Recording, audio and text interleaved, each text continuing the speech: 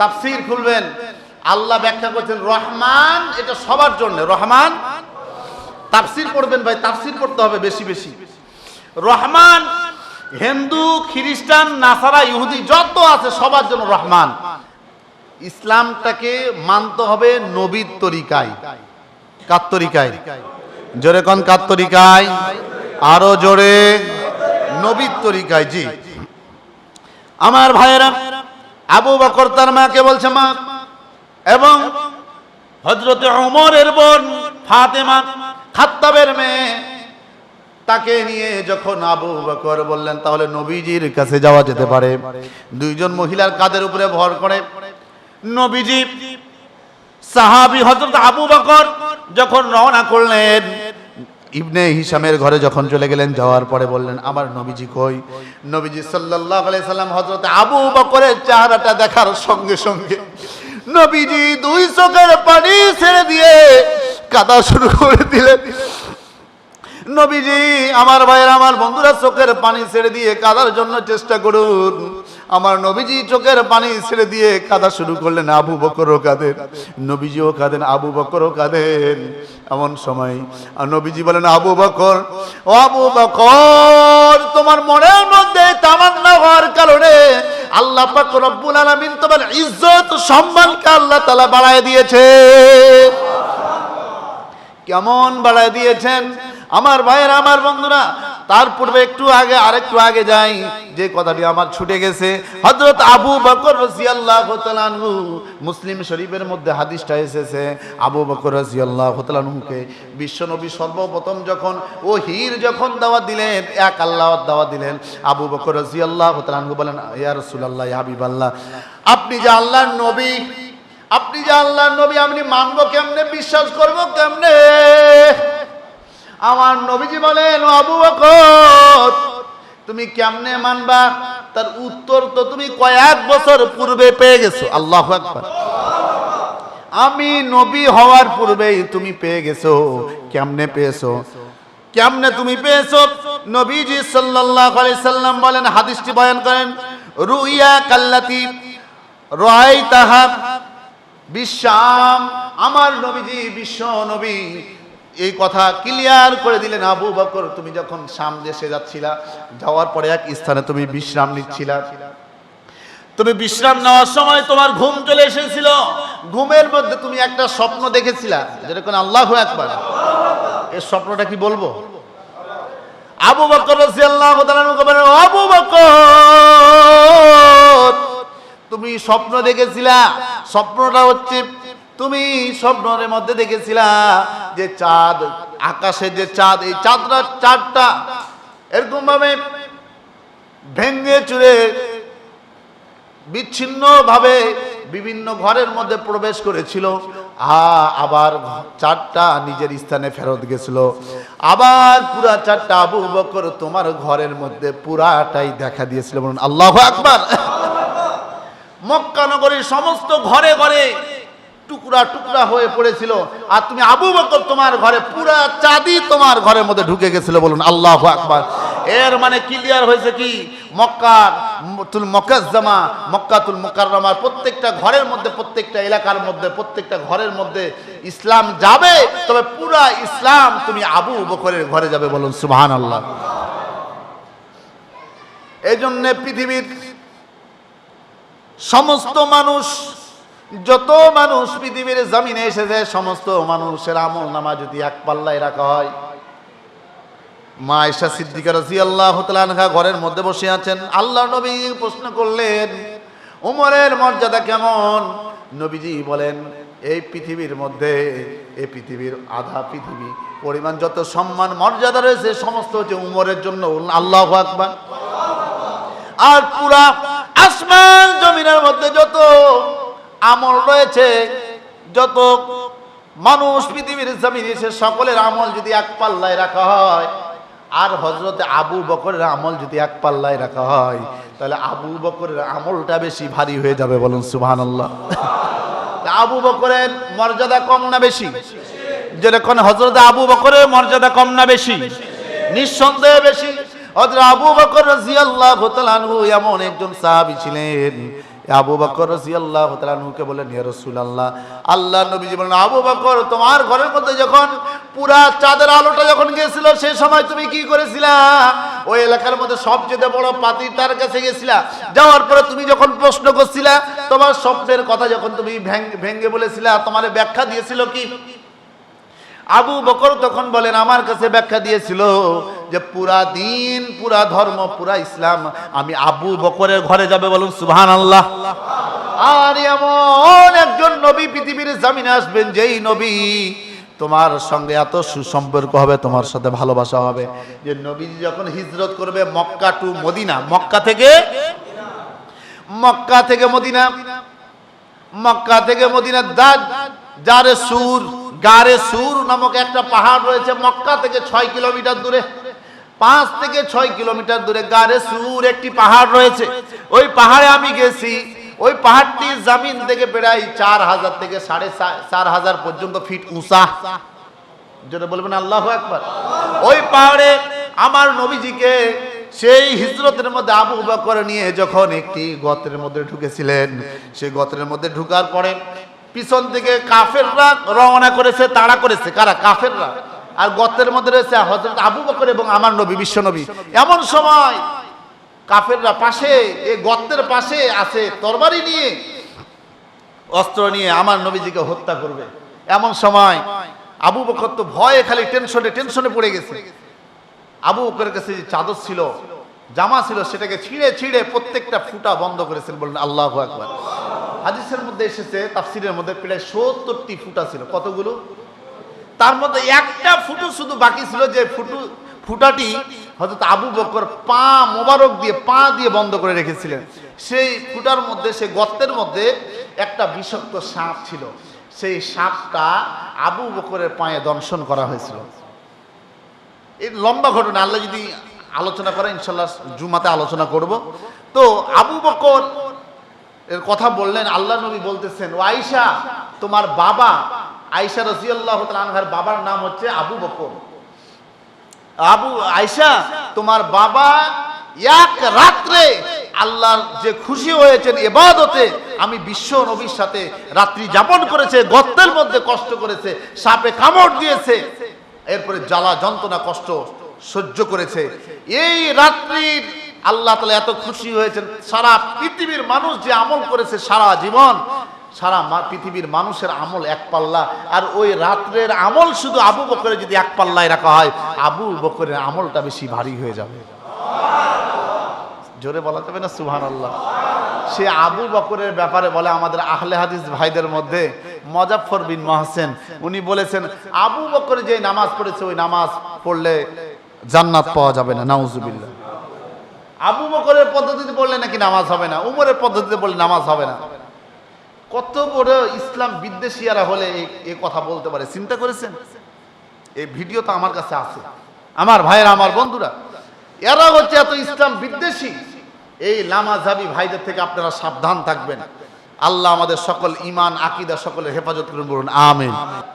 ইবনে হিশামের ঘরে আবু বকর যাওয়ার পর আল্লাহ নবী এত খুশি হয়েছেন। আমার ভাইরা, তাহলে আবু বকর ইসলামের জন্য এত কষ্ট করেছেন, এরপরে মিলাদুন নবী তারা গ্রহণ করেন না। আবু বকর, উমর, উসমান তারা গ্রহণ করেছেন সিরাতুন নবী। তারা গ্রহণ করেছেন কি ভাই? সিরাতুন নবী। তাহলে সাহাবীরা যেটা গ্রহণ করেছেন ওটা আমরা গ্রহণ করব না বর্তমান জামানার ভণ্ডরা যেটা গ্রহণ করেছে সেটা গ্রহণ করব? যেরকম সাহাবীরা যেটা গ্রহণ করেছে সেটা আমাদের গ্রহণ করতে হবে। হ্যাঁ, আমরা মিলাদুন নবীও মানি, আমরা সিরাতুন নবী গ্রহণ করি বলতে আমরা আমলে হিসেবে নি, ঠিক না বেঠিক? বলেন তো দেখি, মিলাদুন নবী এটা কি আমল করা যাবে? আপনারা কি বলেন? যদি ভেঙে দিই তাহলে বুঝতে পারবেন। সেটা হচ্ছে মিলাদ শব্দের অর্থ জন্ম। একটা মানুষ কি একবার জন্মগ্রহণ করেছে আবার কি জন্ম নিতে পারবে? আরে ভাই জোরে কথা বলেন না কেন? একটা মানুষ জন্ম নিয়েছে আবার কি জন্ম নিতে পারবেন? তাহলে নবীর আদর্শ আমাদের গ্রহণ করতে হবে। আল্লাহ তাআলা আমাদের সকলকে কবুল ও মঞ্জুর করুন, বলুন আমিন। আমার নবীজি পৃথিবীর জমিনে কি জন্য এসেছেন? তামাম পৃথিবীর মানুষদেরকে জাহান্নাম থেকে মুক্তি করে আল্লাহর জান্নাতে নিয়ে যাওয়ার জন্য, ঠিক না বেঠিক? এখন আমরা সেই পথে না যদি চলে যাই তাহলে আমরা লসের মধ্যে পড়ে যাব। আমরা ধ্বংসের মধ্যে চলে যাব। আমার নবীজি বিশ্বনবী বলেন, তারাকতু ফীকুম আমরাইন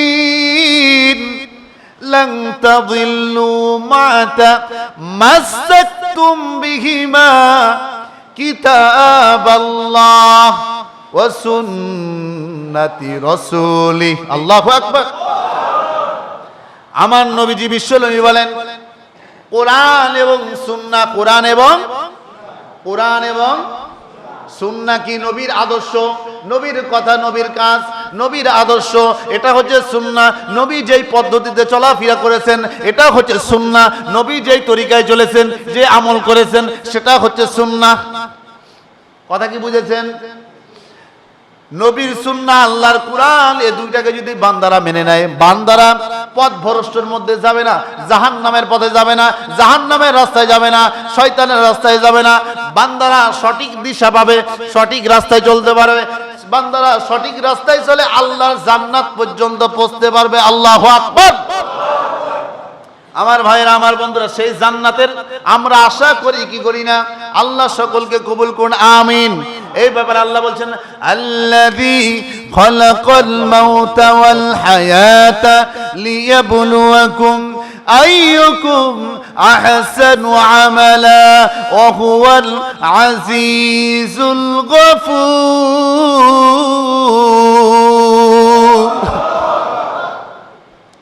চাঁদ শেষ হয়ে গেছে কি? আমার ভাইরা, আমার বন্ধুরা, আল্লাহ কি বলছে দেখেন, সূরা মুলক, সূরার নাম কি? 2 নম্বর আয়াত, সূরা মুলকের 29 নম্বর পারার 1 নম্বর পৃষ্ঠার 2 নম্বর লাইন।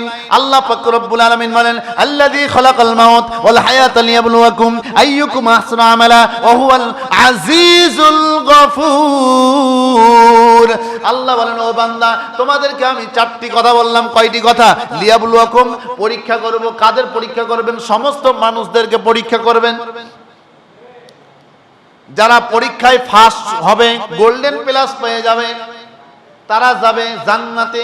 আর যারা ফেল করবে, কি করবে? আরে ভাই জোরে কান। ফেল করবে তারা যাবে আল্লাহর জাহান্নামে। আল্লাহর জাহান্নামে। গভীর মনোযোগ দিয়ে শুনবেন।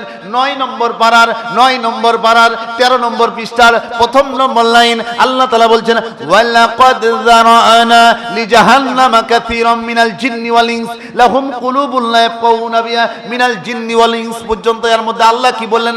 লাকাদ মানে অধিক, লাকাদ মানে বেশি, জিয়াদা করনা। আল্লাহ বেশির কথা বলেছেন। ওয়ালাকাদ যারানা লিজাহান্নামা কাসীরাম মিনাল জিন্নি ওয়াল ইনস, মানুষ, ইনস মানে মানুষ, ইনস মানে কি? ইনস মানে মানুষ, জিন মানে জিন।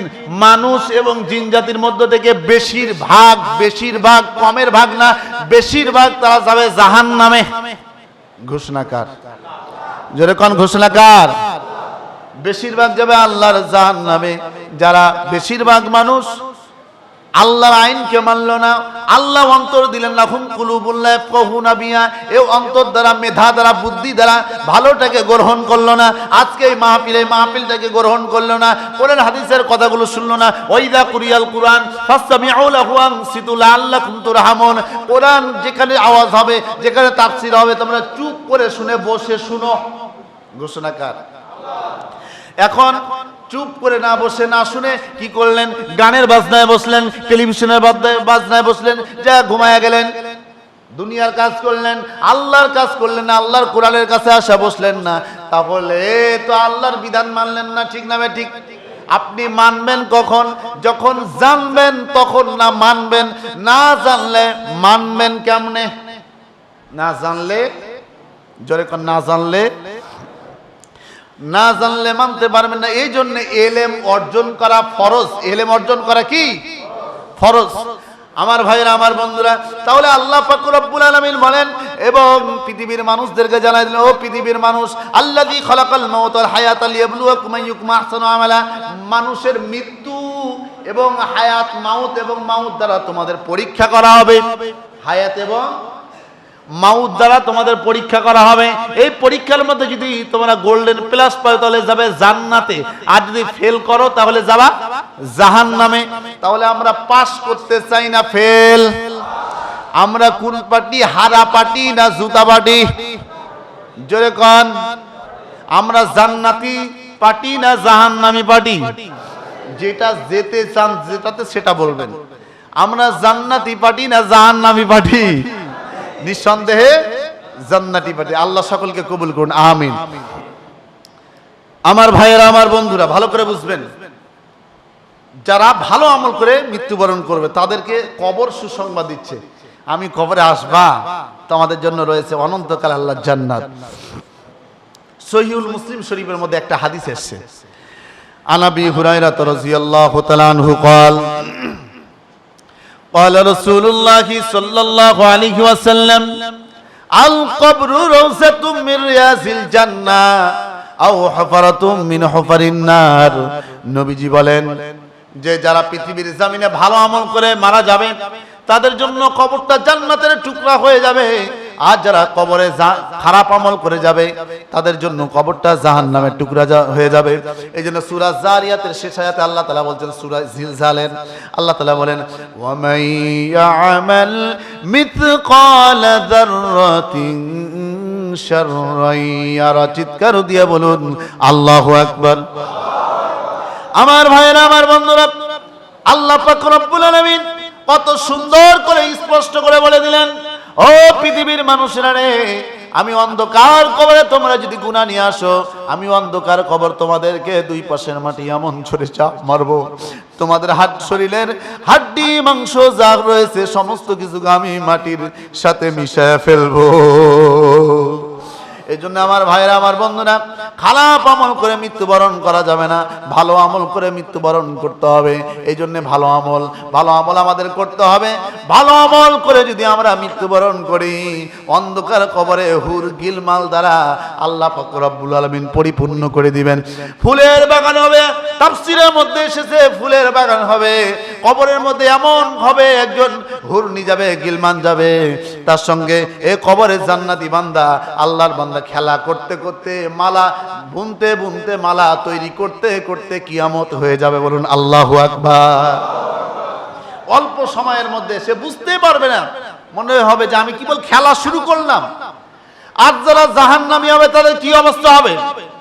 তাফসীরকারক বলেন ওয়া মান ইয়ামাল মিথকালা যাররাতিন শাররান ইয়ারা।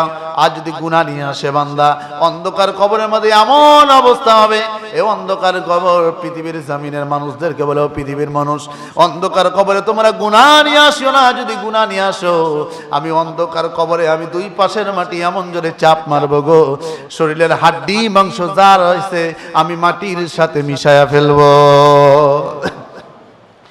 আমার ভাইয়েরা, আমার বন্ধুরা, এই জন্য আলেম ওলামাদের সোহবতে থাকতে হবে। এই জন্য কবি বলছেন, গোলে খুশবু কে দরহম মন রুজে রসি সে মাহবুবে বদসতম। কহিল তাহারে গোস্তর তুমি, ওগো তুমি কি আতরদা, তোমার সুবাসে ভরা, ওগো তুমি কি গলিস্তা। কহিল সব কিছু আমি নহি, আমি এক নিসু মাটি, ফুলের সাথে থাকিয়া তাহার সুবাসে হইলাম খাঁটি। লিল্লাহে তাকবীর। সোহবতে সালেহ তোরা সালেহ কুনাদ, সোহবতে তালেহ তোরা তালেহ কুনাদ। আল্লাহ আল্লাহ বলতে পারবো না, আল্লাহ আল্লাহ বলনে ওয়ালা ভেরি গুড, রোজ হাসরে বেনামাজি গেট আউট। আল্লাহু আকবার। কিয়ামতের দিন হাসরের ময়দানে যারা আল্লাহ আল্লাহ বলতে বলতে মৃত্যুবরণ করবে, আল্লাহ কিয়ামতের দিন হাসরের ময়দানে ডাক দিয়ে বলবে, ওয়াসিকাল্লাযীনা তাকাউ রাব্বাহুম ইলাল জান্নাতি যুমারা।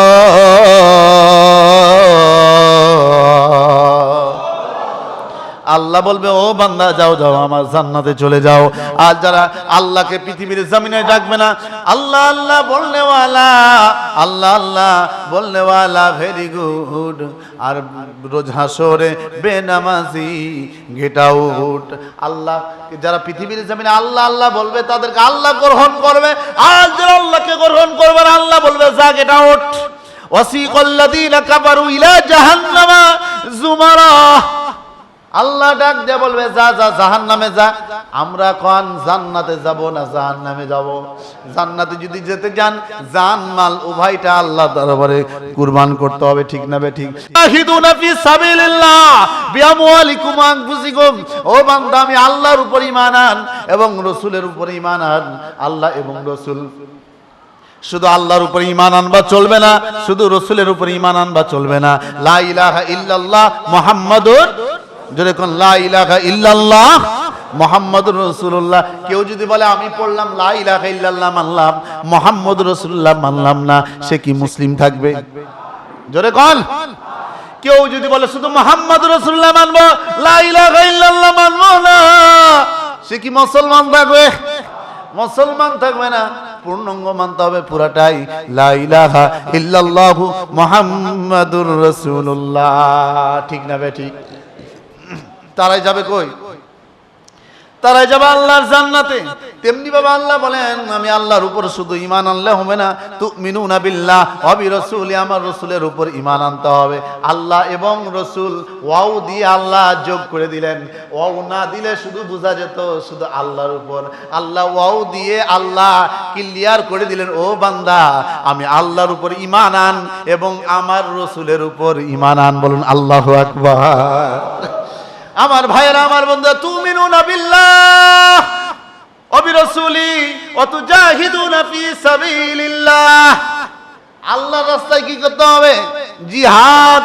কিন্তু কিছু নাস্তিক মারতাম মুসলিম রয়েছে যারা টকশোয়ে বলে, কিছুদিন আগে 1-2 বছর আগে টকশোয়ের মধ্যে কয়েকজন নাস্তিক বসে বলতেছে কোরআনের মধ্যে কিছু আয়াত রয়েছে, এই আয়াতগুলো কেটে কেটে বাদ দেওয়া দরকার।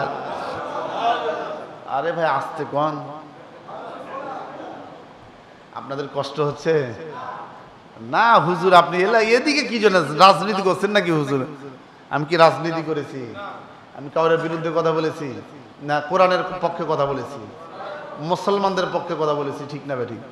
আমরা কি অন্য কোনো ধর্মাবলম্বী যারা রয়েছে তাদেরকে আঘাত করি? আমাদের পাশে তো হিন্দু ভাইয়েরা আছে, আমাদের ব্যবহারের দ্বারা কি তারা কষ্ট না? বরঞ্চ আমাদের ব্যবহার দ্বারা এত খুশি। আল্লাহু আকবার। এই হিন্দু ভাইয়েরা এই মাহফিলে এসে কোরআন শুনে বলুন আল্লাহু আকবার। এমন কি গোপন কথা বলতেছি, আপনাদের মুসল্লিদের মধ্যে আরেকজন সাক্ষী আছে, তার সামনে আমাকে বলেছে যে হুজুর আমি মুসলমান হব, আমি চিন্তা ভাবনা করেছি, আমাকে ভালো লাগছে। জোরে বলবেন আলহামদুলিল্লাহ। বলছে হুজুর, আমার হাত ধরে বলেছে হুজুর এখানে প্রতিদিন এসে জুমানা বয়ান শুনি, হুজুর আপনি যে বয়ান করেন শুনে আমি পাগল হয়ে গেছি। মানে আবেগে বলতেছে কথা, আবেগে বলছে, আমি মুগ্ধ হয়ে গেছি হুজুর। এর আগে একদিন জাহান্নামের বয়ান করছিলাম কিয়ামতে, আপনাদের স্মরণ আছে? ও বয়ান শোনার পরে বেচারি মানে অন্যরকম হয়ে গেছে, বলতেছে হুজুর আমি মুসলমান হব অতি শীঘ্রই, আমি কিছু সময় নিচ্ছি আমি সচ্ছলতা অবলম্বন করার জন্য। তা আমরা দোয়া করি এ ভাইয়েরা যেন কালিমার পতাকার নিচে আসে। বলুন আল্লাহু আকবার। জোরে বলা যাবে না আল্লাহু আকবার? না আপনারা রাগ করছেন যে মুসলমান হয়ে গেলে আমাদের ক্ষতি হবে, হ্যাঁ? আপনাদের রিজিক কমে যাবে, রিজিক কমে। আল্লাহ বলছে রহমান রহিম। আর রহমান আলহামদুলিল্লাহি রাব্বিল, আর রহমান আর রহিম। তাফসীর খুলবেন, আল্লাহ ব্যাখ্যা করছেন রহমান এটা সবার জন্য, রহমান। তাফসীর পড়বেন ভাই, তাফসীর পড়তে হবে বেশি বেশি। রহমান হিন্দু, খ্রিস্টান, নাসারা, ইহুদি যত আছে সবার জন্য রহমান। দেখেন তো যারা মুসলমান তাদেরকে আল্লাহ খাবার দেন না, হিন্দু ভাইদেরকে দেন না, কাফেরদেরকে দেন না, ইহুদিদেরকে দেন না, খ্রিস্টানদেরকে দেন না, কথা কন না কেন? তাফসীরের দ্বারা আল্লাহ বলছেন আর রহমান আর রহিম। রাহিম এটা হচ্ছে শুধু মুমিনদের জন্য, মুসলমানদের জন্য। যারা মুমিন মুসলমানের যারা অন্তর্ভুক্ত হয়ে যাবে আমি আল্লাহ তাদের রহিমের অন্তর্ভুক্ত করে দিব। বলুন সুবহানাল্লাহ। আর যে রহিমের অন্তর্ভুক্ত হয়ে যাবে আল্লাহু ওয়ালিউল্লাযিনা আমানু, এই আয়াতের সাবেত অনুযায়ী আমি আল্লাহ তার সমস্ত দায়িত্ব গ্রহণ করব। বলুন আল্লাহু আকবার। তাহলে আমরা রহমানের অন্তর্ভুক্ত হতে রাজি আছি না রহিমের? আরে ভাই জোরে কোন, রহমান না রহিমের? রহিমের অন্তর্ভুক্ত হতে রাজি আছি। আল্লাহ সকলকে কবুল করুন। বলুন আমিন।